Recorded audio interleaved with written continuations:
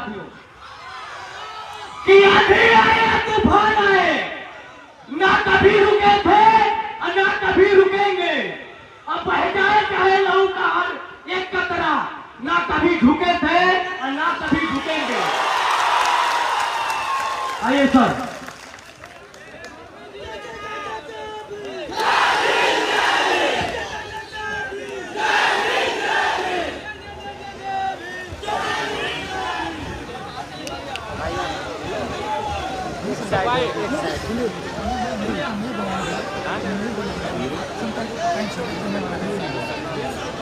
उस साइड जाओ, उधर कोने जाओ, कोने बना भाई बना रहा ना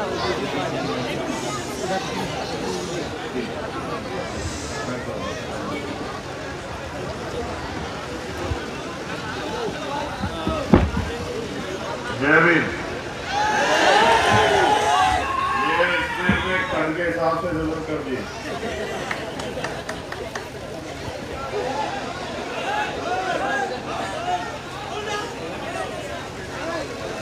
आप शांत हो जाओ।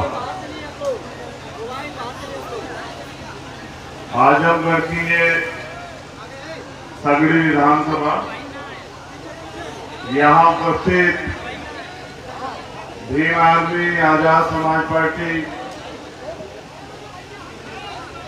और बहुजन समाज के अन्य सभी संगठन से उपस्थित तमाम नौजवान साथी, बुजुर्ग, हमारी बहनें, माताएं, आप सबका बहुत बहुत धन्यवाद कि आप लोग लंबे समय से इंतजार कर रहे हैं।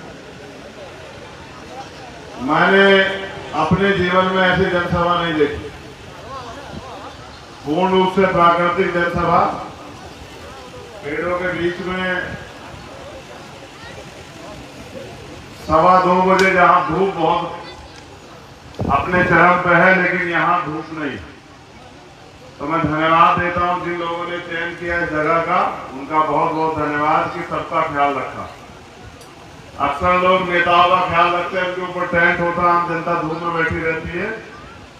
तो यहाँ की कमेटी ने सबका ख्याल रखा, तो दोबारा से उनका धन्यवाद। इसके साथ साथ विधानसभा चुनाव का दौर है। मैं अपने चुनाव को खत्म करके कल हमारे यहाँ वोटिंग पड़ी गोरखपुर में, उसके बाद फिर मैं दोबारा से जहां जहां हमारे प्रत्याशी लड़ रहे हैं, कोशिश करके उनके तक पहुंचने का काम कर रहा हूं, उनकी सभाओं में जाकर अपील करने का काम कर रहा हूं। इसी कड़ी में आज सगड़ी में हमारे प्रत्याशी हैं श्रद्धेय अमित चंद यादव जी, जो एक मेहनती, ईमानदार और जिम्मेदार बहुजन मिशनरी है। अभी मेरी उनसे बात हुई तो उन्होंने अपने जीवन के बारे में बताया कि वो मानव साहब श्री काशीराम के आंदोलन से जुड़े रहे इस आजमगढ़ से, क्योंकि आजमगढ़ एक क्रांति धारा भी है और धरा भी है। बहुजन आंदोलन अगर सबसे पहले कहीं ताकतवर हुआ तो वो आजमगढ़, जब पूर्व में हमारा आंदोलन जो चलता था, उससे पहली बार एमपी अगर कहीं जीता था पूरे देश में तो आजमगढ़ जीता। आजमगढ़ क्रांतिकारियों की धरती है।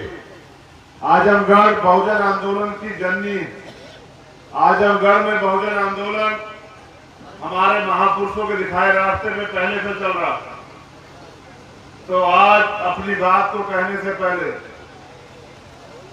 जो समय समय पे संत गुरु महापुरुष जो है जो जन्मे, जिनमें तथागत महामानव गौतम बुद्ध, संत शिरोमणि सतगुरु रविदास जी महाराज, भगवान वाल्मीकि महाराज, गुरु नानक देव, संत कबीर, उसके बाद सामाजिक परिवर्तन के नायक राष्ट्रपिता ज्योतिबा फूले, छत्रपति साहू जी महाराज, पेरियर राम स्वामी नायकर, पेरेलाल यादव, संत गाडगे जी महाराज, नारायणा गुरु, महामना रामस्वरूप वर्मा, बाबू जगदेव प्रसाद कुशवाहा, जननायक कपूरी ठाकुर, और इनके साथ साथ महाराजा बिजली पासी, माता देव पासी, इस धरती को नायक के रूप में, जिन्होंने अपने लहू से सींचा परम पूजनीय डॉक्टर बाबा साहब भीमराव अम्बेडकर, उनके बाद शोषितों को राजनीतिक ताकत का एहसास कराने वाले मान्यवर साहब श्री काशीराम, और आज परिवर्तन के दौर में पिछले 5 साल से जिन लोगों ने विपक्ष की भूमिका अदा की, मैं उन सब भीम आर्मी के क्रांतिकारी साथियों का और आजाद समाज पार्टी के पदाधिकारी कार्यकर्ताओं का धन्यवाद देता हूं कि इस जालिम सरकार के सामने वो लोग मोर्चा लेके खड़े रहे। और आजमगढ़ से तो मैंने कितने दर्द देखे आपको पता है, 2 मुकदमे यहाँ मेरे ऊपर है। जब यहाँ प्रधान सत्यमेव जयते की हत्या हुई आपको याद होगा, और हम बड़ी संख्या में वहां से आए, सरकार के इशारे पे पुलिस के लोगों ने हमें रोक दिया। एक घटना नहीं है उसके बाद, अगर आपको याद हो कि प्रधान मुन्ना पासवान जी के साथ क्या हुआ, और वहां पुलिस के अधिकारी किस भाषा का प्रयोग करते हैं। नौजवान साथियों, आपका उत्साह देखने लायक, लेकिन उत्साह के साथ साथ अपने आंदोलन को आगे भी बढ़ाना, हमें अपने आंदोलन को लक्ष्य की तरफ लेके जाना, ये लोकतंत्र है। मेरे आज भी याद है, जब मैं 16 महीने जेल में था, एक रात ये सोच के काटा करता था कि एक दिन ऐसा आएगा कि मैं अपने रहबरों के आंदोलन को आगे लेके चलूंगा, उस आंदोलन को पूरा करूंगा। क्योंकि माननीय साहब श्री काशीराम ने कहा था कि मुर्दा लोग मिशन नहीं चलाते और जिंदा लोग रुकने नहीं देते। हम जिंदा लोग हैं और हम अपनी आंखों के सामने इस मिशन को बढ़ता हुआ नहीं देख सकते। ये आंदोलन शोषित वंचित वर्ग के लोग आंदोलन है, ये आंदोलन सताए गए लोग आंदोलन है, ये आंदोलन उन लोग आंदोलन है जो हाशिए में लोग हैं। लेकिन कब तक वो लोग हाशिए में पड़े रहेंगे? 98% लोग इस राजनीति में पैसा कमाने, पावर अपने हाथ में लेने, गाड़ी बंगले बनाने के लिए, तमाम तरह से कंपनी फैक्ट्री लगाने के लिए राजनीति में घुसते हैं।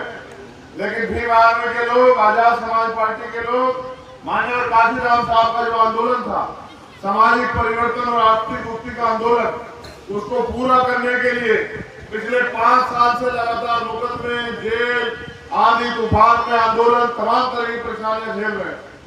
मैं यहाँ के कार्यकर्ताओं का धन्यवाद देता हूँ, पदाधिकारियों का। मेरे आज भी याद है कि यहाँ एक घटना हुई थी और एक नौजवान, हमारा छोटा भाई यहाँ अंशु, वो बारिश में बैठा हुआ था अपने साथियों के साथ न्याय के लिए, और उसने हमसे कहा कि भैया देखिए, हम बारिश में आंदोलन कर रहे हैं लेकिन प्रशासन और सरकार नहीं सुन रही है। मैं बस आज आपसे कहना चाहता हूँ कि ये प्रशासन भी सुनेगा, ये सरकार भी सुनेगी। अगर आपने अपने बीच के व्यक्ति को विधानसभा में भेज दिया, आपकी आवाज सड़क से उठ के विधानसभा में चली गई, तो ये सब लोग सुनेंगे, क्योंकि ये लोकतंत्र है, इसमें जनता मालिक होती है। आपको तय करना पड़ेगा कि कब तक आप फर्जी रहनुमाओं के भरोसे रहोगे। बड़े बड़े पैसे वाले चुनाव के समय आपके बीच आएंगे, बड़ी बड़ी बातें करेंगे। एक बार आप ये भी याद रखना कि 5 साल से आपके लिए सड़कों पे लड़ कौन रहा था, जब अन्याय, अत्याचार, जुल्म जाती हुई, तमाम तरह से शोषित वंचित वर्ग के लोगों के लिए उनके खिलाफ कानून बने, निर्दोष बच्चों में मुकदमे लगे, जेल भेज दिया गया, यहाँ एजुकेशन का बजट कम हुआ, यहाँ स्कॉलरशिप खत्म की गई, आरक्षण पे भर्तियों में आरक्षण के घोटाले हुए, पेपर लीक हुए, और रेप, हत्या जैसे मामलों में भी सरकार के लोग प्रशासन पर दबाव बना के आरोपियों को संरक्षण देते रहे। ऐ मेरे नौजवान साथियों, आज तक हमने कभी लड़ाई को कमजोर नहीं पड़ने दिया। अब लोकतंत्र का पर्व है, जिम्मेदारी आपके हाथ है। हमने इस लड़ाई को कमजोर नहीं छोड़ा, आप इस लड़ाई को कमजोर न छोड़ना। आने वाले 2 से 3 दिन आपके पास है, 7 तारीख को आपके यहाँ वोट पड़ेंगे। अपने वोट को इस बार शोषित वंचित वर्ग की तरक्की के लिए माननीय अमित चंद यादव जी को डालकर, इनके चुनाव सिर्फ केंद्रीय के निशान पर डालकर, मेरे और भीम आर्मी आजाद समाज पार्टी के हाथों को मजबूत करके हमें ताकत देना कि हम इस हुकूमत को, जो हमें आज भी इंसान नमक नहीं समझ पाई, उसको मुंह तोड़ जवाब दे सके और सदन के जरिए आपके लिए तरक्की के रास्तों पे चर्चा कर सके, कानून बनवा सके, वरना फिर आपको 5 साल इंतजार करना पड़ेगा।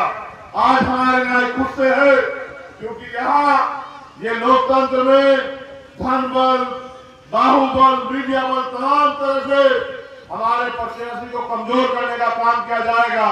लेकिन याद रखिए कि 5 साल भी आप लड़े हैं, आने वाले 5 साल भी आपको लड़ना है। और अगर आप चाहते हैं कि आपके महापुरुषों का सपना पूरा हो, इस देश में समता, समानता, बंधुत्व, भाईचारे का दर्ज रहा जाए, कमजोर शोषित वर्ग के लोगों को बराबरी का अधिकार मिले, माताओं बहनों को सुरक्षा और सम्मान मिले, उनको भी तरक्की के अधिकार मिले, उनका भी सम्मान हो, कोई जाने उनकी तरफ आंख उठा के न देखे, तो आपको अपनी ताकत बनानी पड़ेगी, आपको अपने फैसले को मजबूत करना पड़ेगा। और जिस तरह पिछले 5 साल से ना आंधी देखा, ना तूफान देखा, ना दिन देखा, ना रात देखा, ना किसी की गाड़ी के इंतजार की, पैदल, मोटरसाइकिल, साइकिल पे चल के आपने भीम आर्मी और चंद्रशेखर आजाद को ताकत देने का काम किया, पूरी दुनिया में पहचान दिलाने का काम किया। मैं आपसे अपील करने आया हूँ कि चूकना मत। अगर चूक जाओगे तो फिर ये ताकतवर लोग कल आने वाले समय में जब आप अधिकारों के लिए सड़क पर निकलोगे, तो ये शासन प्रशासन के जरिए आपके अधिकारों को और आपको कुचलवाने का काम करेंगे। फैसला आपको लेना है। अगर आप चाहते हैं, अभी अमित जी बोल रहे थे, वो बोलते बोलते उम्र की वजह से उनको जरूरत पड़ी पाने की, मैं सोच रहा था, बैठे बैठे मुस्कुरा रहा था, ऐसा ना हो कि ये मेरा समाज भी मेरा तब तक इंतजार करे जब तक मैं इस हालत में ना पहुंच जाऊं।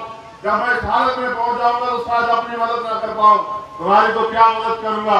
अभी हम पे दम है, हम पे समय है और एक ऊर्जा है, जो ऊर्जा आप सब लोगों ने अपने त्याग बलिदान से दी है। मैं चाहता हूँ वो ऊर्जा कामयाब हो।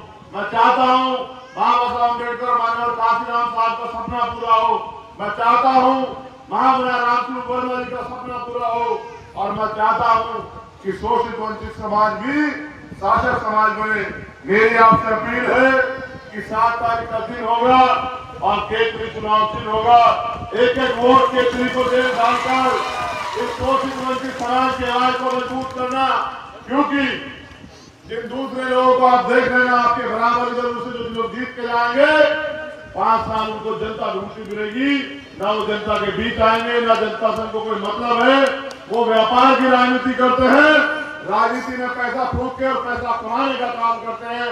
अगर स्वाभिमान सम्मान की लड़ाई लड़नी है तो इस बार अपनी वोट